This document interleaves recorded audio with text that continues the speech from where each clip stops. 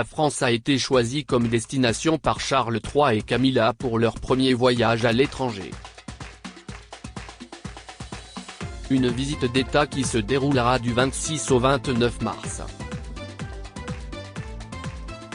Le programme, chargé, a été annoncé par Buckingham Palace. Le roi assistera le 27 mars à une cérémonie à l'Arc de Triomphe en fin de matinée, avec dépôt de gerbes devant la flamme du soldat inconnu, puis accueil en grande pompe au palais de l'Élysée par Emmanuel Macron. Charles III se rendra ensuite au Sénat où il tiendra un discours. De son côté, Camilla, accompagnée par Brigitte Macron, se rendra au musée d'Orsay pour le vernissage d'une exposition consacrée à Manet et Degas. Le soir, un dîner d'État se déroulera au château de Versailles.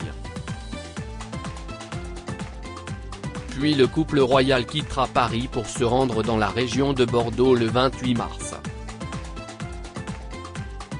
Après une visite en tram, le couple rejoindra l'hôtel de ville pour une réception avec le maire Pierre Urmic. Une dégustation de cannelé est également prévue. Puis Camilla visitera ensuite un centre d'aide aux familles en difficulté financière, quand son époux le roi se rendra à Landiras, localité très affectée par les incendies de l'été dernier. Ils se rendront enfin tous les deux dans un vignoble biologique. Une première visite très symbolique en France, qui montre l'attachement du Royaume-Uni à l'Hexagone. En effet, des liens étroits unissent les deux pays. Élisabeth II appréciait particulièrement la France, et parlait parfaitement la langue de Molière et sans accent. Charles III, qui a visité, de manière officielle ou privée, plus d'une trentaine de fois la France, compte bien honorer cet héritage. Gala.fr, pourquoi Charles III a choisi la France pour son premier voyage à l'étranger? Kevin Guillot, CIST, un roi très francophile, un amoureux de la France. CIST, un héritage qu'il a reçu de sa mère Élisabeth II qui était aussi très francophile et qui aimait beaucoup la France.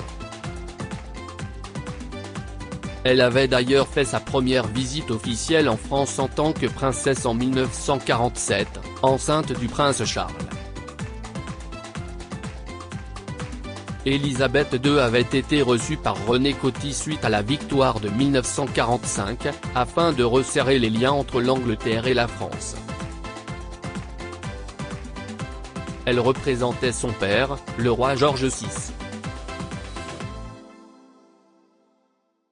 Charles III était aussi très proche de sa grand-mère, Queen Mum, qui était également une grande amoureuse de la France, puisqu'elle passait chaque année quelques jours en France, dans une région différente chaque année, comme la Bourgogne, les châteaux de la Loire.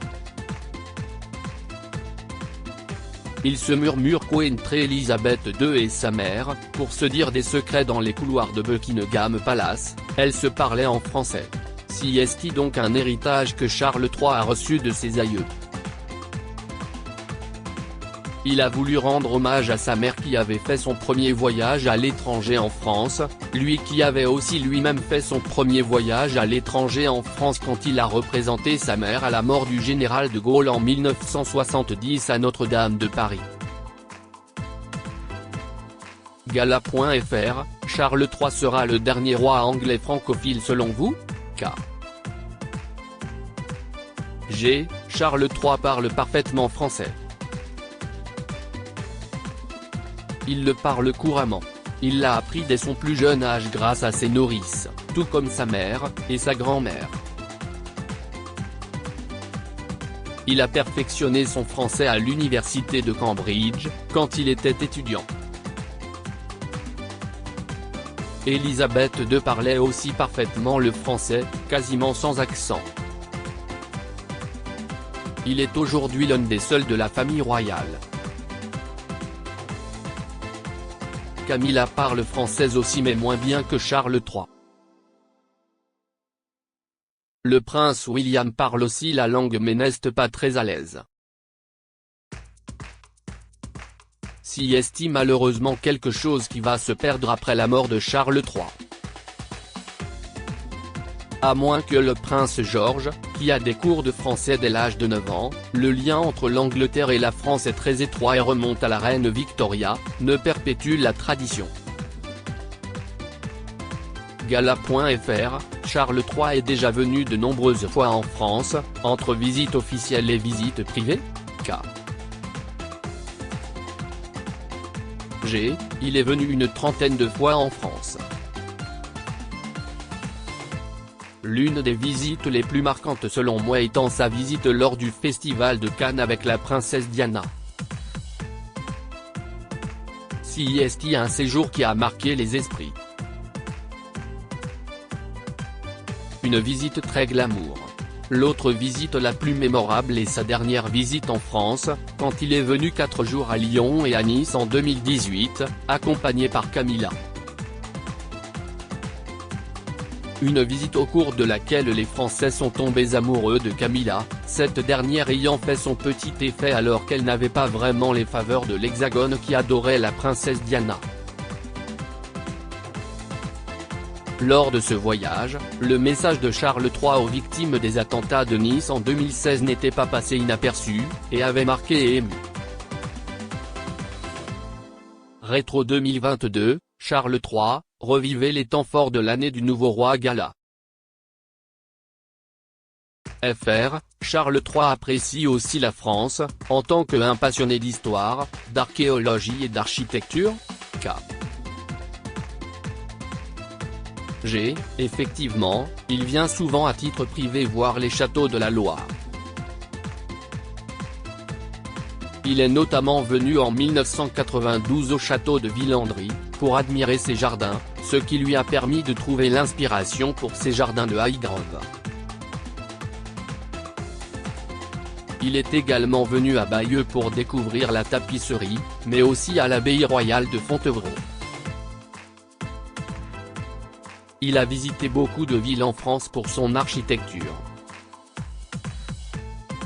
C'est aussi un grand amoureux de Paris, parce qu'il y a une harmonie architecturale à Paris qu'il ne retrouve plus à Londres. Quand il est à Paris, il arrive également qu'il privatise certains musées, comme le Louvre. Lors d'une visite privée en solo, Camilla avait également privatisé le Louvre et s'était fait prendre en photo devant la Joconde. Gala.fr, Charles III et Camilla seront également reçus à Versailles. C'est un honneur certainement. Il devrait y avoir un dîner d'État dans la Galerie des Glaces. On peut le voir comme un clin d'œil d'Emmanuel Macron, puisque la reine Elisabeth II est celle qui avait fait le plus de visites à Versailles. La souveraine y était venue 3 fois, et avec le prince Philippe, elle avait dormi dans l'aile du Trianon rénové par Charles de Gaulle. George VI avait aussi été reçu à Versailles juste avant la guerre en 1937 alors qu'il venait de devenir roi d'Angleterre. Donc tout cela fait écho au passé de sa famille. Il est important de marquer l'entente cordiale de nos pays après le Brexit. Gala.fr, outre Paris, Charles III se rendra également à Bordeaux. Charles III est également un grand amoureux du vin français. Il doit visiter un vignoble bordelais. C'est officiellement la 2e fois qu'il se rend à Bordeaux. En mai 1977, il s'était rendu dans cette même ville pour admirer une exposition sur les peintres anglais, de Gainsborough à Bacon. Gala.fr, où Charles III est-il logé quand il est de passage en France? Quand il vient à Paris, Charles III dort à l'ambassade britannique. Le prince William et Kate Middleton, quand ils sont venus à Paris en 2017, avaient également été logés à l'ambassade, qui est considérée comme un territoire britannique en France. Elisabeth II faisait pareil, et dormait à l'ambassade quand elle était de passage dans la capitale. Gala.fr, qui voyage avec Charles III et Camilla, K. Je pense qu'ils seront seulement tous les deux. Pas de délégation prévue, ni politicien britannique. Le prince William ne sera pas non plus du voyage. Charles III sera, par contre, suivi par l'ambassadrice britannique en France pendant toute la durée de son périple. À noter que Charles III a énormément de domestiques autour de lui, beaucoup plus que sa mère Elisabeth II. Il a un style de vie très britannique, très aristocratique, alors que la souveraine était plus simple, plus bourgeoise. De son vivant, la monarque s'agaçait que son fils n'arrive avec plus de domestiques qu'elle quand ils allaient à Balmoral ou Sandringham. Pour sa prochaine visite en France, Charles III devrait être entouré d'une quarantaine de personnes, qui devraient être également logées à l'ambassade. Crédit Photo, agence.